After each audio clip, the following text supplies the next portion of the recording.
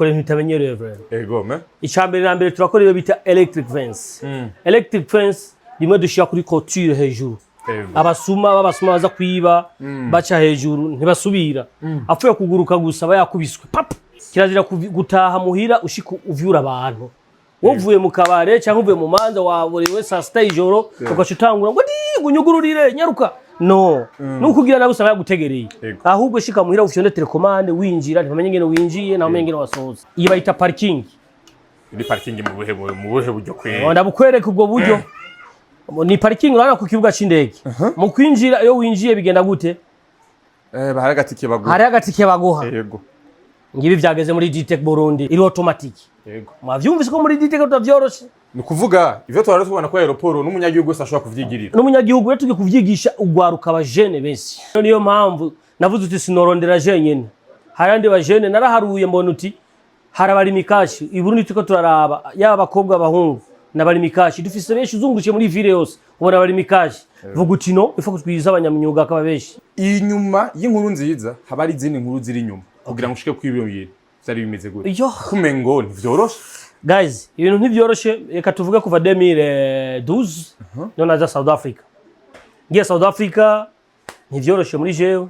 Umuntu yovyita yuko kubera ko ubu ufise amahera menshi umuntu kwita umugwiza tunga cyane. Je nta mahera menshi nari mfise naje atamera ngira. Kandi ntabwo ndi umugwiza tunga. No. Ndi muri babajene bacirondeza. Narahuye n'intambara nyinshi cyane gose. Nyinshi gose kuko nkishika ngaha byarangoye.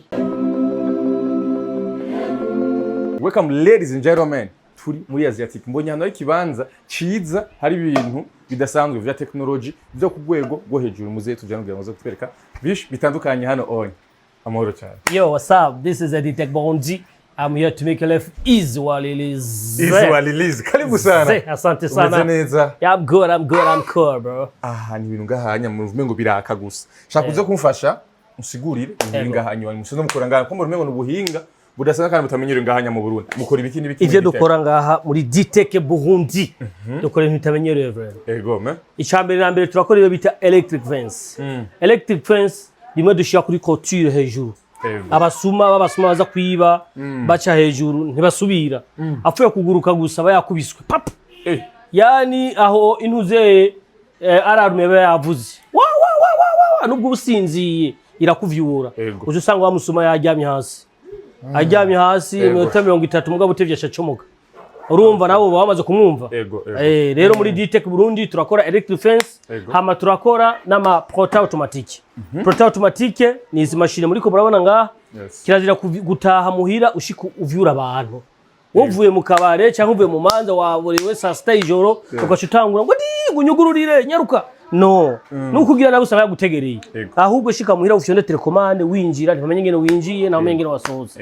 Rero DTech Burundi turi ngaho kugira tworoshe ubuzima bw'abantu bose. Hama ikindi muri DTech Burundi dukora rero kibijya. Turakora ico bita parking z'imodoka. Mukora parking z'imodoka? Ari imodoka ushira mu rupango. Ukasanga yaparutse cyangwa warayogeze ukashanga yacafuye.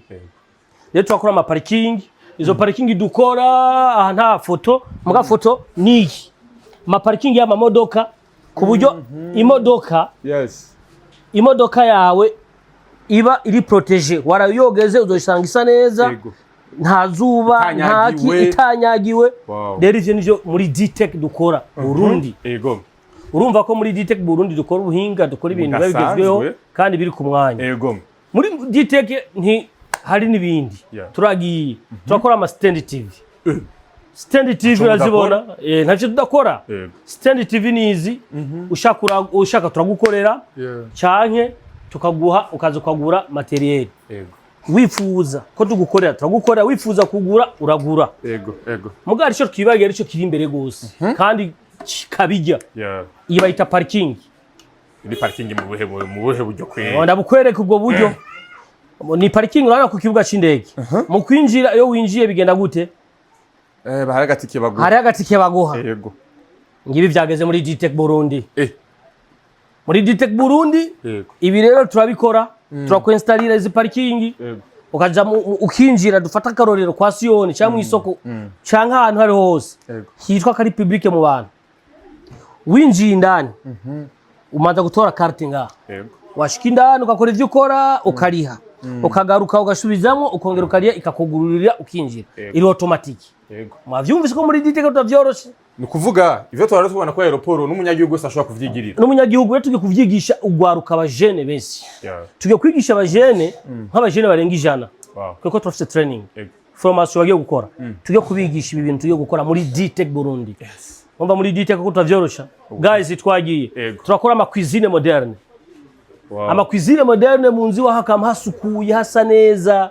Urabona urumva ushaka ko tugukorera twagukorera ushaka ko uza kugura uraza ukagura turabigurisha icyo wifuza cyose muri DTK Burundi. Ninde muntu yoza ngaha akagenda yabonye ibivyiza biri ngaha akagenda avuga ngo bagende kubikurishiriza hari vyiza vraiment kandi dukora ibintu biri ku mwanya iyo tugukoreye ikintu turaguha na garantie 1 year umwaka wose garantie.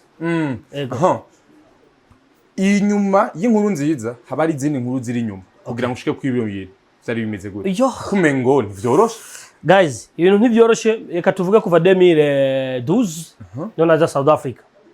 Ngiye South Africa ntivyoroshe muri jewe ndi kwiga naragize na accident ngaha hari ibintu nyene biba bitoroshe anadashobora kubona niyo navyigiye hama ndiyumvira mugana natanga kubikora hariya isosiyete yanje DTK atakora South Africa kuva 2014.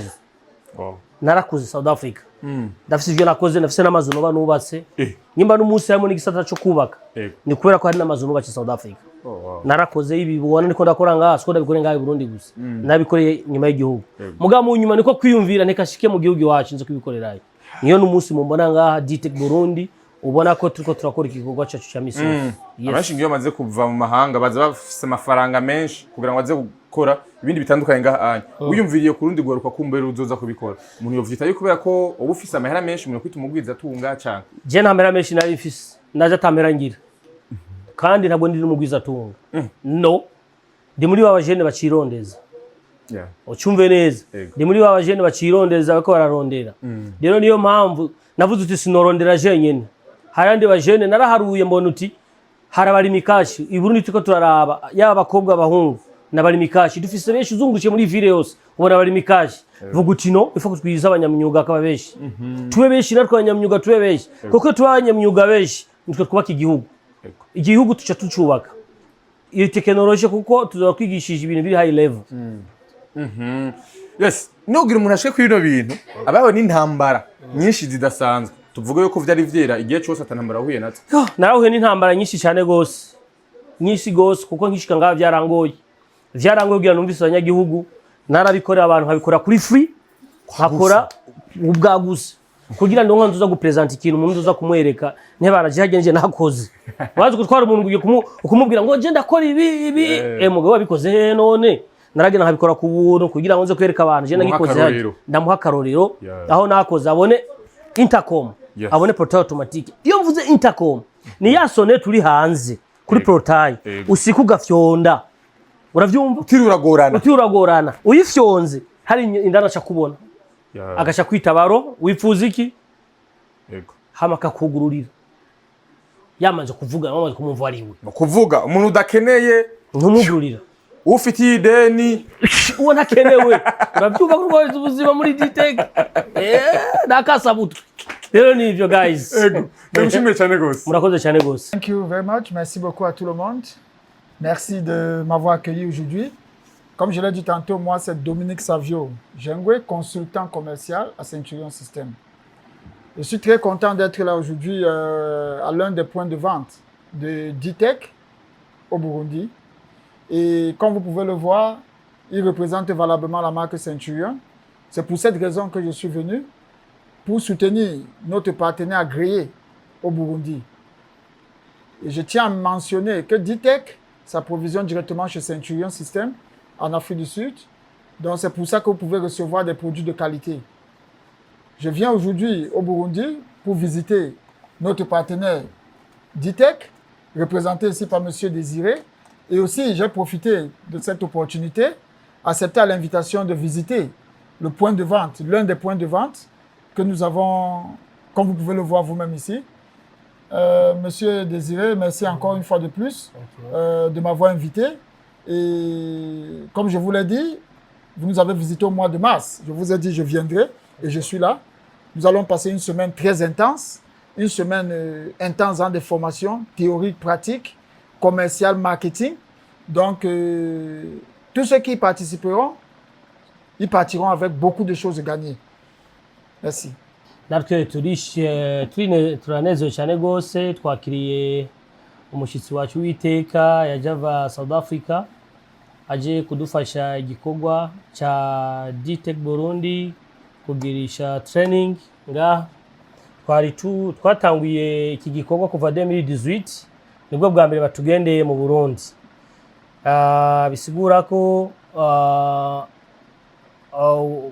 Centurion natwe ibikorwa biriko biragenda neza kuko iyo biriko biragenda neza ntabwo bari gushika ngaha mu Burundi baje kuraba aho tuko turakorera barabe n'ukuntu produits zabo ziriko ziragenda. Rero nkuko yabivuze yaje kugisha training, none training tugira dutangure tuzotaba ku munsi wa mbere.